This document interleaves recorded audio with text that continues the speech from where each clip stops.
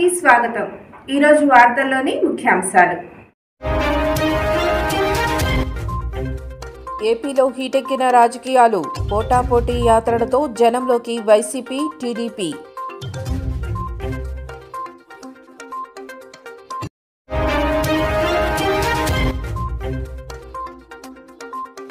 పాఠ్యపుస్తకాల్లో ఇండియాకు బదులుగా భారత్.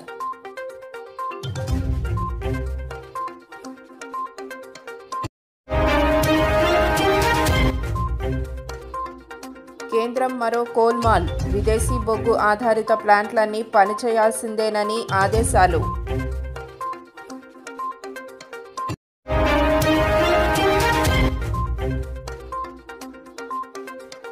ఉత్తర గాజాలోకి ఎంటర్ అయిన ఇజ్రాయిలీ యుద్ధ ట్యాంకులు.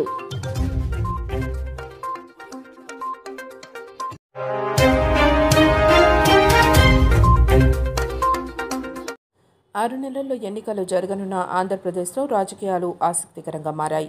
4.5 చేసిన సంక్షేమం, అభివృద్ధి ఎజెండాగా మరోసారి ప్రజల్లోకి వెళుతోంది అధికార వైఎస్ఆర్ కాంగ్రెస్ పార్టీ.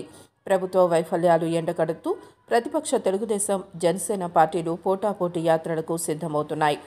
మరోవైపు స్కిల్ స్కామ్లో చంద్రబాబు అరెస్టుకు నిరసనగా ఆయన భార్య భువనేశ్వరి జనం మధ్యలోకి వచ్చారు. సామాజిక సాధికార యాత్ర ద్వారా ప్రభుత్వం చేసిన మంచిని ప్రజలకు వివరించేందుకు సిద్ధమైంది. ఇప్పటికే గడప గడపకు మన ప్రభుత్వం కార్యక్రమం ద్వారా ప్రజల్లోనే ఉన్న వైసీపీ క్యాడర్ తాజాగా ప్రజల్లోకి వెళ్లేందుకు బస్సు యాత్ర చేపడుతోంది. అక్టోబర్ 26 నుంచి 60 రోజుల పాటు రాష్ట్ర వ్యాప్తంగా ఉన్న 175 నియోజకవర్గాల్లో ఈ బస్సు యాత్రలు జరగనున్నాయి. ఒక్కో రోజు ఉత్తరాంధ్ర, దక్షిణ కోస్తా, రాయలసీమలోని 3 ప్రాంతాల్లో 3 నియోజకవర్గాల్లో యాత్రలు జరగనున్నాయి. మధ్యాహ్నం 1 గంట నుంచి బస్సు యాత్ర ప్రారంభమవుతుందని పార్టీ వర్గాలు తెలిపాయి. వైసీపీ సామాజిక సాధికార యాత్రకు సంబంధించి షెడ్యూల్ పార్టీ వర్గాలు విడుదల చేశాయి. ఆయా నియోజకవర్గాల్లో ముందుగా ఎంపిక చేసిన సచివాలయాన్ని వైసీపీ నేతలు సందర్శిస్తారు. అక్కడే ఎమ్మెల్యేలు, రీజనల్ కోఆర్డినేటర్లు, ఎస్సీ, ఎస్టీ, బీసీ, మైనారిటీ వర్గాలకు చెందిన ముఖ్య నాయకులు స్థానికంగా ఎంపిక చేసిన 200 మందితో కలిసి సహపంక్తి భోజనం చేస్తారు. తర్వాత మీడియా సమావేశం ఉంటుంది.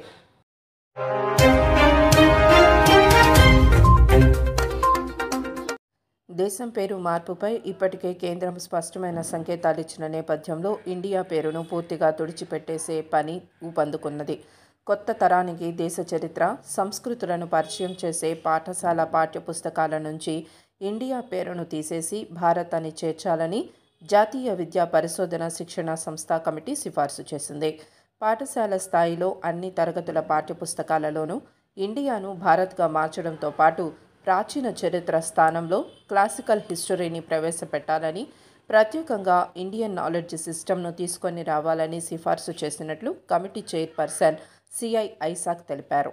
అయితే కమిటీ సిఫార్సులపై ఇంకా ఎలాంటి నిర్ణయం తీసుకోలేదని ఎన్సీఈఆర్టీ చైర్మన్ దినేష్ సక్లాని వెల్లడించారు.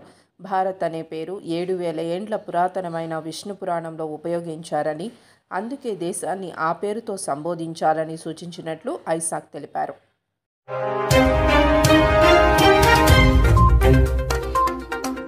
విదేశీ బొగ్గును దిగుమతి చేసుకునే విద్యుత్ ప్లాంట్లన్నీ వచ్చే ఏడాది జూన్ 30 వరకు పూర్తి సామర్థ్యంతో పనిచేయాలని కేంద్రంలోని బీజేపీ సర్కార్ తాజాగా ఆదేశాలిచ్చింది.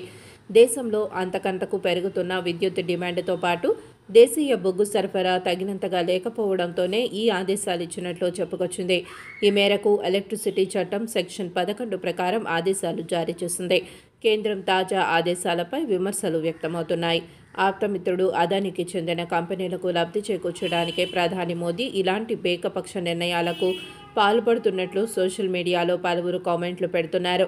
దేశంలోని థర్మల్ విద్యుత్ సంస్థలన్నీ తాము వాడే బొగ్గులో విదేశీ బొగ్గును కనీసం 4% కలపాలని గతేడాది కేంద్రం ఆదేశాలు ఇచ్చింది. దేశంలో విద్యుత్ డిమాండ్ పెరిగిపోతున్న నేపథ్యంలో బొగ్గు కొరత రాకుండా ఉండేందుకే ఈ నిర్ణయం తీసుకున్నట్లు చెప్పుకొచ్చింది. ఈ నిర్ణయంపై all India coal workers federation, electricity employees federation of India union సభ్యులు బగ్గుమన్నారు. దేశంలో బొగ్గు సంక్షోభంలో ఉందంటూ కేంద్రం ఇచ్చిన ఆదేశాలను ఓ కుంభకోణంగా అభివర్ణించారు. అసలు దేశంలో బొగ్గు కొరత ఉన్నదా లేదా కృత్రిమ కొరతను సృష్టించారా అంటూ కేంద్రాన్ని నిలదీశారు. కేంద్రం తీసుకొచ్చిన ఈ ఏకపక్ష నిర్ణయంతో వినియోగదారులపై పెనుభారం పడే ప్రమాదం ఉన్నదని ఆందోళన వ్యక్తం చేశారు.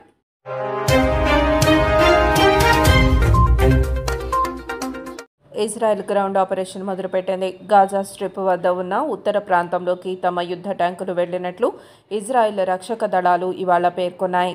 కొన్ని టార్గెట్ చేసిన ప్రదేశాల్లోకి రాత్రిపూట ఆ ట్యాంకులు వెళ్లినట్లు ఐడిఎఫ్ వెల్లడించింది.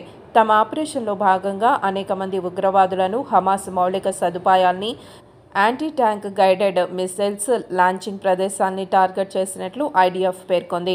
హమాస్ ఉగ్రవాదులతో పోరుకు దిగిన ఇజ్రాయెల్ బోర్డర్ వద్ద యుద్ధ ట్యాంకులతో రైడ్ నిర్వహిస్తున్నట్లు వెల్లడించింది. పూర్తి స్థాయిలో అక్కడ గ్రౌండ్ ఆపరేషన్ చేపట్టనున్నట్లు తెలిపింది. రైడ్ చేసిన తర్వాత మళ్లీ యుద్ధ ట్యాంకులు ఆ ప్రదేశాన్ని వీడినట్లు ఐడిఎఫ్ పేర్కొంది. గాజా, లెబనాన్ సరిహద్దుల్లో ఉన్న ప్రజల్ని తరలించేందుకు డిసెంబర్ 31వ తేదీ వరకు అవకాశం పొడిగించినట్లు తెలుస్తుంది. హమాస్తో జరుగుతున్న యుద్ధం వలన సుమారు 2 లక్షల మంది ఇజ్రాయిలీలు తమ స్వస్థలాలను కోల్పోయినట్లు అంచనా వేస్తున్నారు. రఫా వద్ద ఉన్న బోర్డర్ క్రాసింగ్ను ఓపెన్ చేయాలని, ఇజ్రాయిల్, వెస్ట్ బ్యాంక్, ముస్లిం దేశాల్లో నిరసనలు చేపట్టాలని హమాస్ ఉగ్రవాదులు పిలుపునిచ్చారు. వైద్య పరికరాలతో కూడిన సుమారు 8 ట్రక్కులను గాజాకు తీసుకువచ్చేందుకు రెడ్ క్రాస్ ప్రయత్నాలు మొదలుపెట్టింది.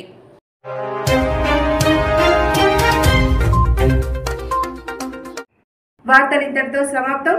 చూస్తూనే ఉండండి పీపుల్స్ పల్స్. సామాన్య ప్రజల గుండె సవ్వడి, ప్రజానాడి. చూస్తూ ఉండండి పీపుల్స్ పల్స్.